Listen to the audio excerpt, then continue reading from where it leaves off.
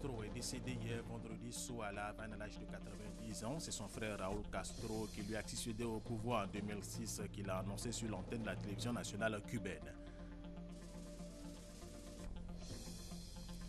Le 16e sommet de la francophonie s'est ouvert ce samedi matin à Antananarivo, la capitale malgache. La communauté francophone y réfléchit sur la nécessité de relever les défis de changement climatique, de lutte contre la pauvreté, de sécurité et de justice sociale. Depuis 2009, le 26 novembre a été déclaré par l'UNESCO Journée internationale des enfants de la rue. La Côte d'Ivoire, à l'instar des autres pays du monde, commémore cette journée. Elle est placée cette année sous le thème Enfants de la rue, quelle approche famille pour éradiquer ce phénomène. Mesdames et messieurs, bienvenue et merci de suivre les informations sur RTI 1. Le Premier ministre Daniel Kablan-Duncan a procédé au lancement des travaux de construction de l'échangeur de l'amitié ivoiro-japonaise qui permettra de réduire les embouteillages à Treichville et à Marcory, coût du projet 28 milliards de francs CFA. Wilfried Herman Djivé. L'échangeur de l'amitié ivoiro-japonaise, projet phare du programme de dotation de la ville d'Abidjan, d'infrastructures nouvelles de qualité.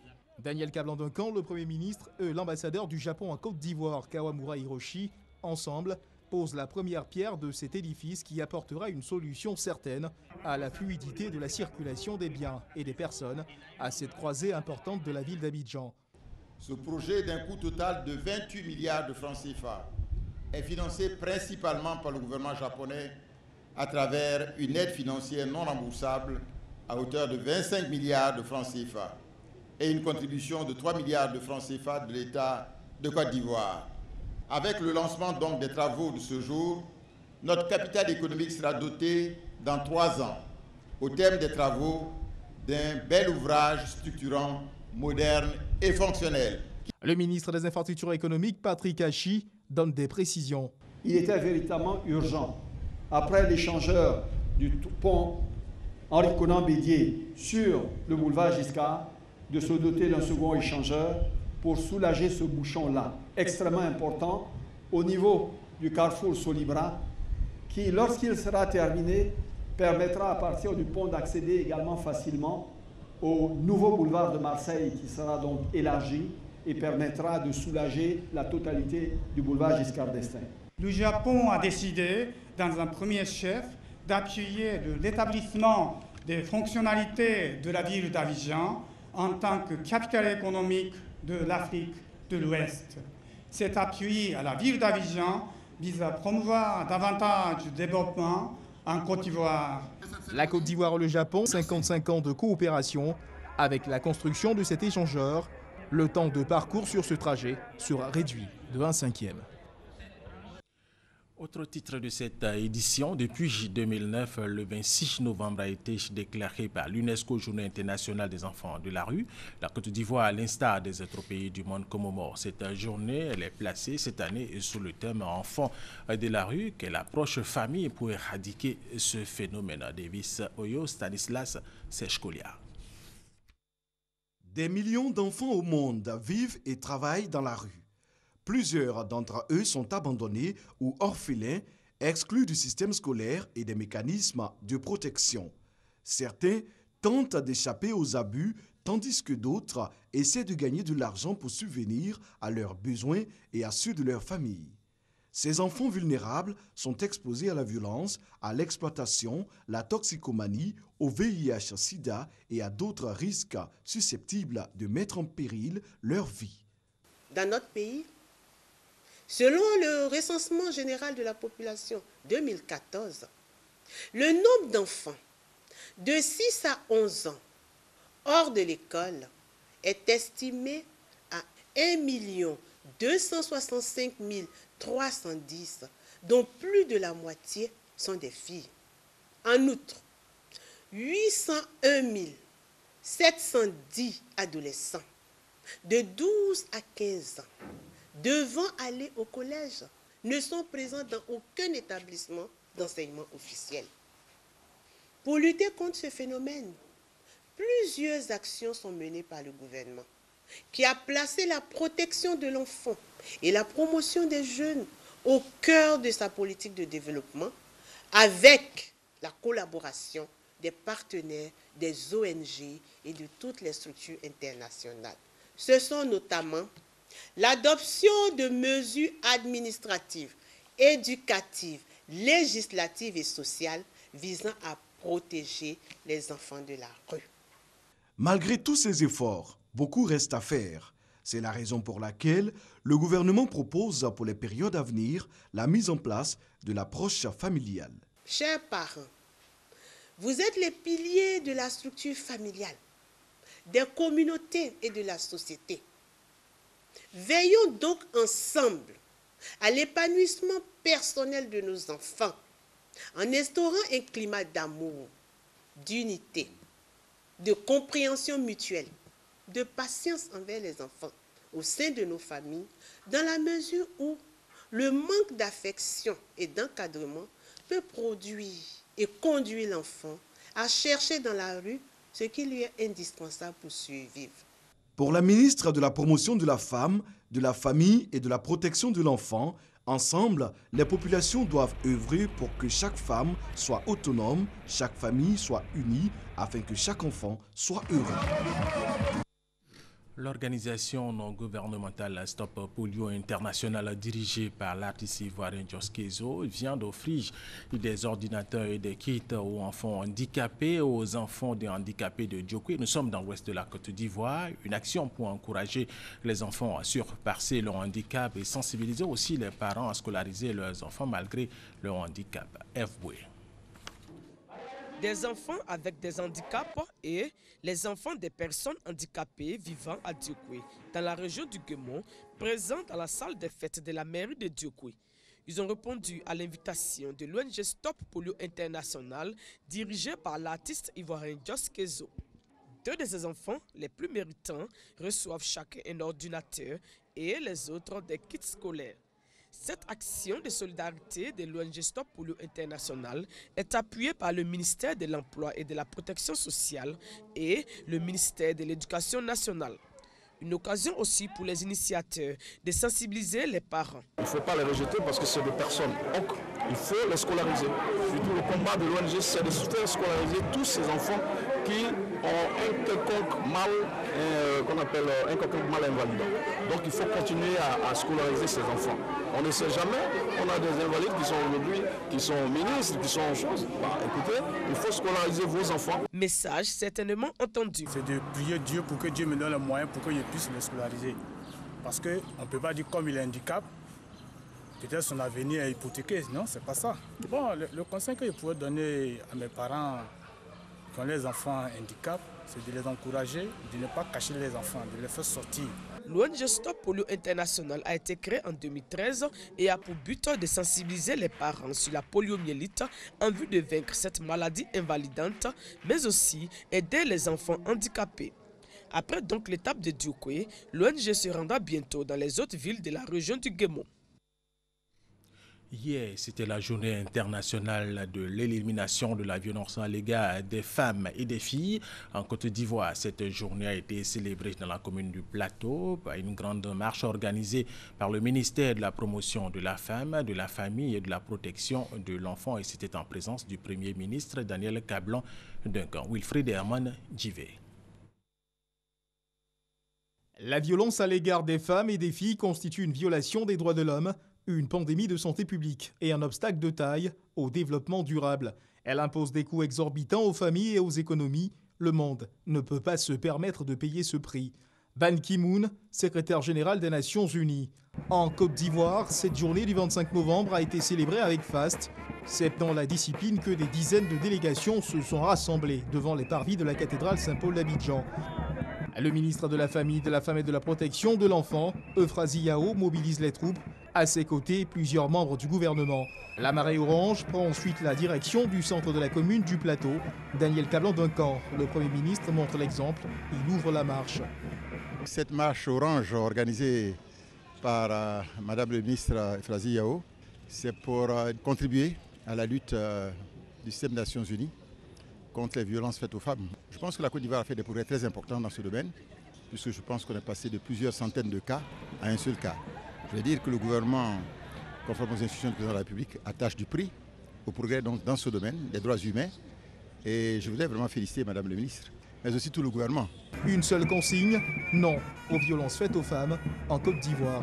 Madame la secrétaire générale des Nations Unies, chargée des violences basées sur le genre, a dit que sur 18 pays au monde qu'elle suit, la Côte d'Ivoire est un exemple. Un message significatif pour dire que le gouvernement est contre. Nous souhaitons que les familles, la communauté soient contre. Les violences, ça se passe dans les familles. Donc c'est une approche famille que nous voulons pour que toute la Côte d'Ivoire participe à la violence tolérance zéro. Au-dessus de la marche, dans le ciel du plateau, d'autres invités spéciaux ont à leur façon dit non aux violences faites aux femmes et aux filles en Côte d'Ivoire. La caravane nationale des entreprenantes et dynamique a sillonné plusieurs villes de la Côte d'Ivoire. Objectif, mobiliser toutes les femmes qui vivent en Côte d'Ivoire à s'approprier le concept de la parité du genre et les inviter au leadership. Eric Goré. La commune de Port-Bouët accueille l'apothéose de la caravane des entreprenantes et dynamiques Carned. À travers cette caravane, les femmes revendiquent leur autonomie. Elles entendent occuper une place importante dans le processus de parité du genre. Le message que je lance à l'endroit des femmes, il ne faut pas attendre les autres. Il ne faut pas attendre. Même vous pouvez vendre, comme on dit, la tchéquée, vous pouvez vous en sortir. Avec 50 000, vous pouvez vous en sortir. Pour qu'on vous aide à pouvoir avancer, il faudrait que vous-même, vous arrivez à vous construire. Les femmes ont reçu un soutien de taille, celui de la première vice-présidente de l'Assemblée nationale de Côte d'Ivoire, Sarah Sako. Chères sœurs, ce que je vous conseille, c'est de persévérer dans tout ce que vous faites.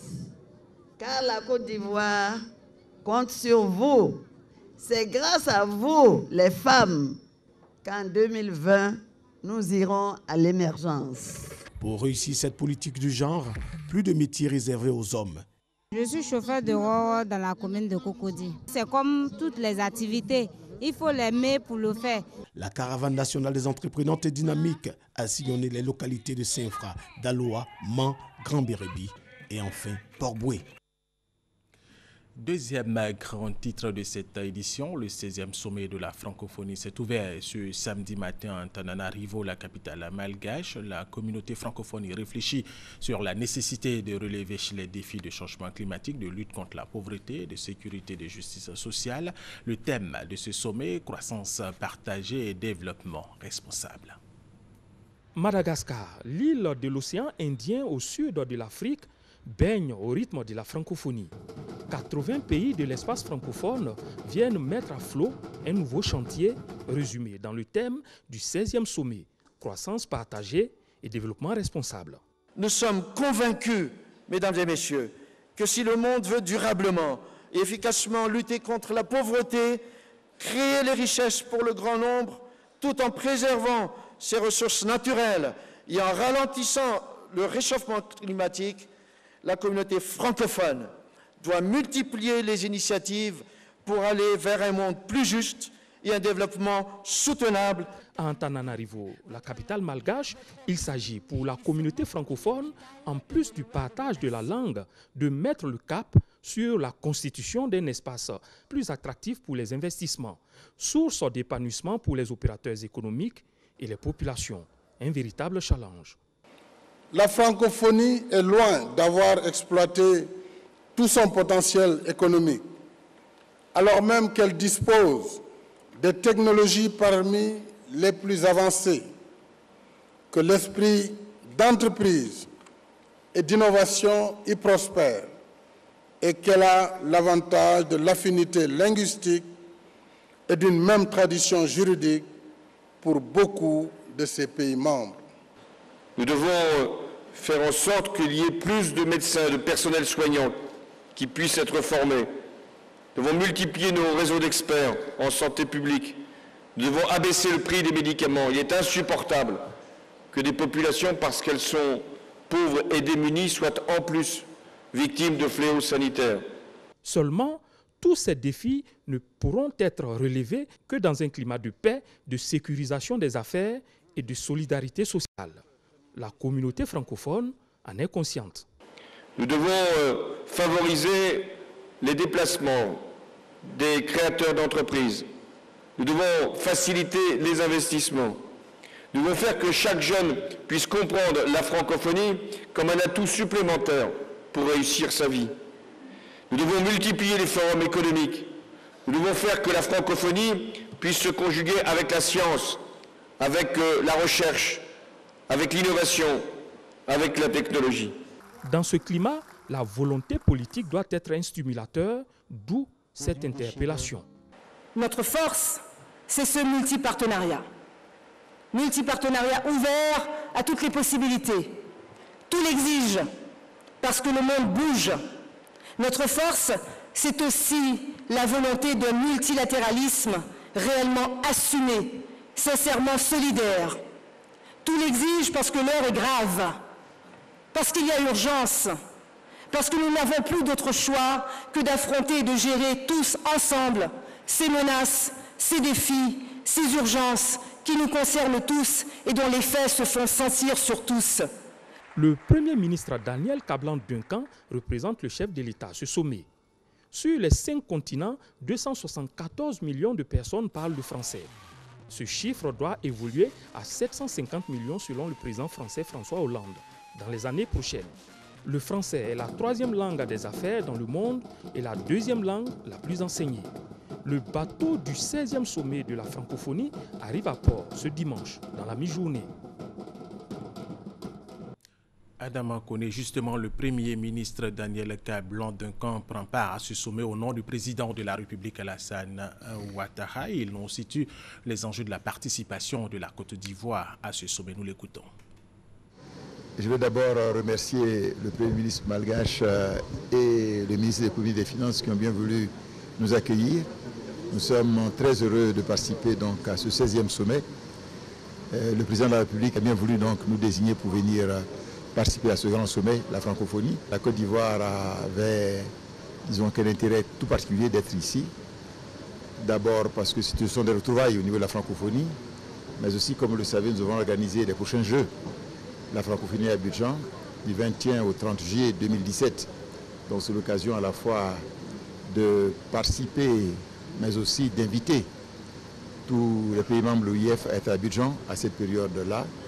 Et comme vous le savez aussi, nous sommes candidats comme un pays membre non permanent du Conseil de sécurité des Nations Unies présenté par l'Union africaine.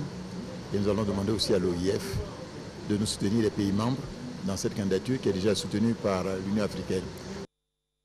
Revenons en Côte d'Ivoire où le gouvernement ivoirien interdit la vente et la consommation des produits alcoolisés en sachet. Des actions se font sentir sur le terrain. Les services de contrôle du ministère du Commerce ont saisi cette semaine plus de 10 tonnes d'alcool en sachet. Konaté Moussa. Ce magasin a été repéré par les services de contrôle du ministère du Commerce au quartier Jesco dans la commune de Yopougon. Il contiendrait d'importantes quantités d'alcool en sachet, produit désormais interdit en Côte d'Ivoire. Après des échanges houleux, la porte est défoncée en présence d'un huissier de justice. Constat, 53 cartons de liqueur en sachet saisis. Ils ont parlé, mais l'information là, moi j'ai reçu ça à la télévision, mais ils n'ont pas donné de date. Quand est-ce que ça va, ils vont le donner, ils vont prendre en compte. Donc c'est ce qui a fait que moi j'ai un peu de stock ici. Donc c'est ça. C'est comme si je savais qu'on dit à partir d'aujourd'hui, on arrête. J'allais arrêter. La phase de répression contre l'alcool en sachet est donc en marche. De jour comme de nuit, les agents sont sur le terrain. Unique objectif, faire appliquer la mesure d'interdiction. L'ensemble donc des directions régionales du ministère du Commerce sont mobilisées pour mener à bien cette action. Bien entendu, les forces répressives dont dispose le ministère, vous voyez, j'ai à ma côté notre brigade d'intervention qui participe activement à cette lutte. Il a bien entendu les services douaniers qui sont donc mis en situation de mettre en œuvre cette mesure d'interdiction. Il y a les forces de l'ordre sur l'ensemble du territoire qui sont concernés par cette question de santé publique. Nous avons informé l'ensemble donc des importateurs, l'ensemble donc des distributeurs, les commerçants, les fabricants, les industriels, les associations de consommateurs sont sensibilisés que cette mesure est en train d'application et nous sommes dans une situation de tolérance zéro. Une détermination affichée pour préserver la santé des populations, mais aussi l'économie du pays. Les contrevenants à cette décision gouvernementale subiront la rigueur de la loi. C'est une plaie pour notre économie parce que beaucoup de ces produits, ces boissons alcoolisées qui viennent donc dans ces sacs plastiques échappent à toute forme de fiscalité, que ce soit douanière, que ce soit les impôts. C'est vraiment, je dirais, une situation qui n'est pas faite pour améliorer l'essor économique de la Côte d'Ivoire. Donc tous ceux qui s'adonnent à ce commerce illicite seront frappés de sanctions tant pénales que pécuniaires. L'interdiction de la vente et la consommation de l'alcool en sachet a été annoncée le 16 novembre dernier. À ce jour, plus de 10 tonnes de ces produits d'une valeur de près de 20 millions de francs CFA ont été saisis. Le contrôle se poursuit sur toute l'étendue du territoire national. Autre information, dans cette édition, le Palais de la Culture de Treichville abrite depuis hier vendredi les Journées panafricaines du manioc. Occasion pour les intervenants de la filière de mettre en route une interprofession de ce tubercule très prisé sur le continent et même au-delà. Lansine Bakayoko, Malika Koulibaly. Malgré son potentiel dans la création d'emplois et surtout sa disponibilité dans les habitudes alimentaires, la filière du manioc reste mal organisée.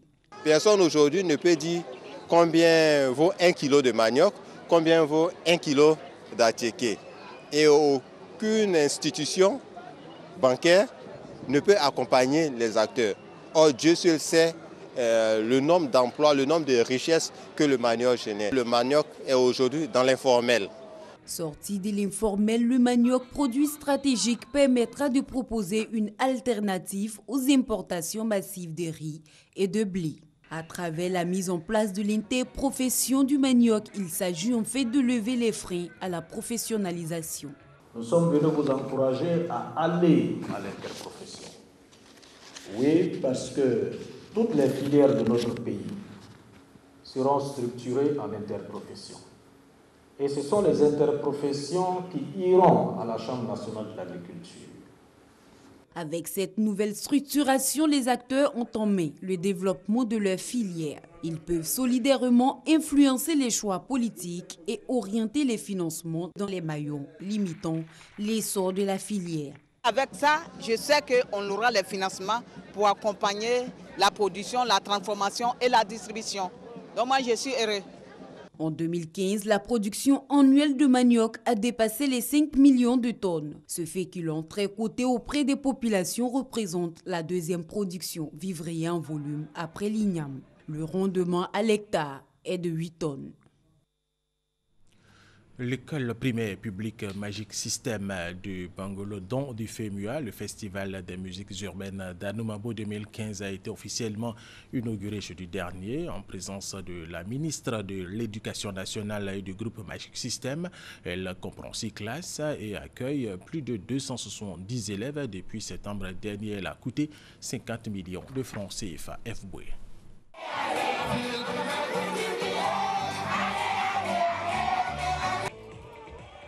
De la magie dans les airs du quartier Ouangbaye de Bangolo en cette journée mémorable du 24 novembre 2016.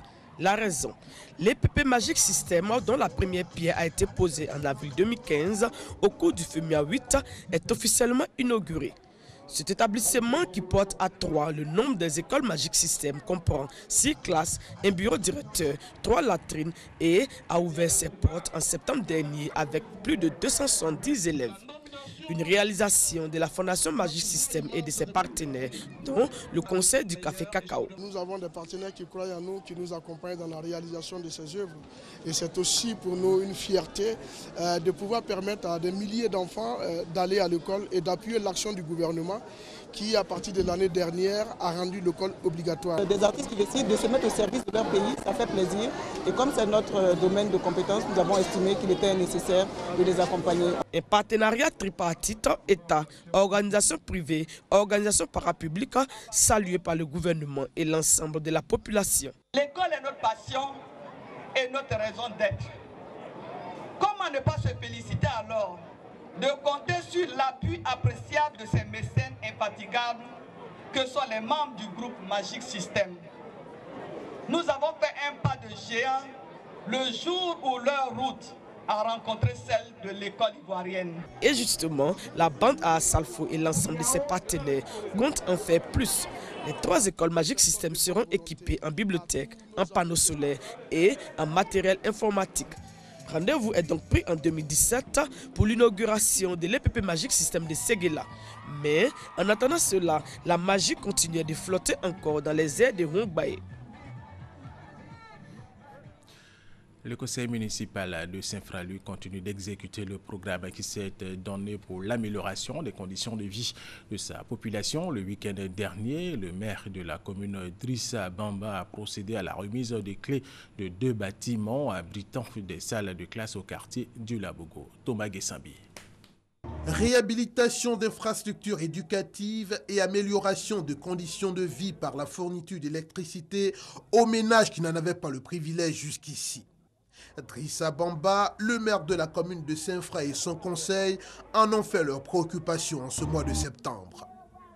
2 bâtiments abritant plusieurs salles de classe au groupe scolaire d'Ioulabougou de la ville, entièrement réhabilités pour permettre aux élèves d'apprendre dans des conditions meilleures. De quoi rendre heureuse la communauté éducative de Saint-Fra.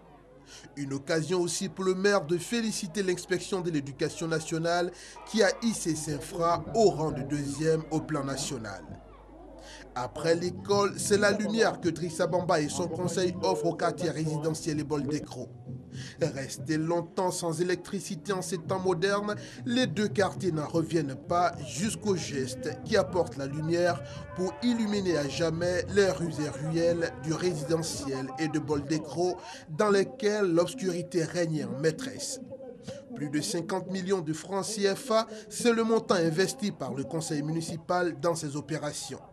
Une occasion pour Drissa Bamba de réaffirmer sa volonté de se mettre entièrement à la disposition d'une population qui lui a fait confiance. Nous vous le disions dans nos titres, le père de la révolution cubaine Fidel Castro est décédé hier, vendredi soir à La Havane, à l'âge de 90 ans. C'est son frère Raúl Castro qui lui a succédé au pouvoir en 2006, qui l'a annoncé sur l'antenne de la télévision nationale cubaine. Cher peuple de Cuba, c'est avec une profonde douleur que j'apparais pour informer notre peuple, aux amis de notre Amérique et du monde. Aujourd'hui, 25 novembre 2016, à 22h39, le commandant en chef de la révolution cubaine, Fidel Castro Ruz, est décédé. Conformément à la volonté expresse du camarade Fidel, ses restes seront incinérés. Aux premières heures de demain, samedi 26, hasta la victoria, siempre. L'un des derniers communistes de la planète, le leader Maximo, était en mauvaise santé depuis plusieurs années. Il avait cédé le pouvoir à son frère en 2006, nous vous le disions à l'instant, après une hémorragie intestinale. Sylvie Touré. Le 13 août dernier, les Cubains avaient célébré son anniversaire avec faste, avec à la clé une exposition retraçant le parcours sur tous les hauts faits de l'homme. Fidel Castro avait soufflé sa 90e bougie ce jour-là et ce sera la dernière.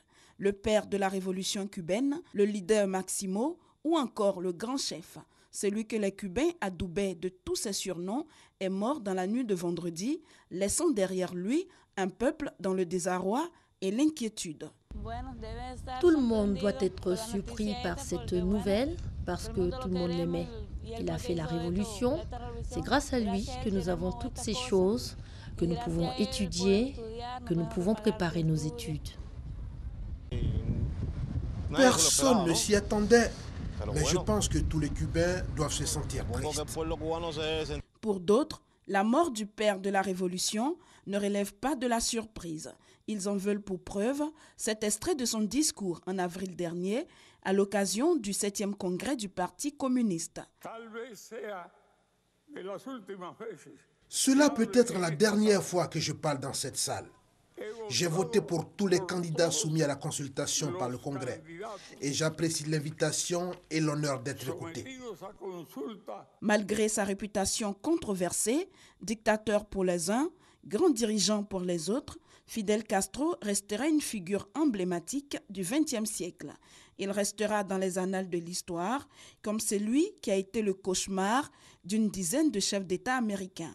Il se vante d'ailleurs d'avoir déjoué 638 tentatives d'assassinat, mais l'hémorragie intestinale survenue en 2006 aura raison de lui. Fidel quitte le pouvoir et passe la main à un autre Castro, son jeune frère Raúl. Ce dernier lui promet des obsèques dignes de son rang. Le pays observe un deuil national de 9 jours. Les funérailles auront lieu le 4 décembre prochain à Santiago.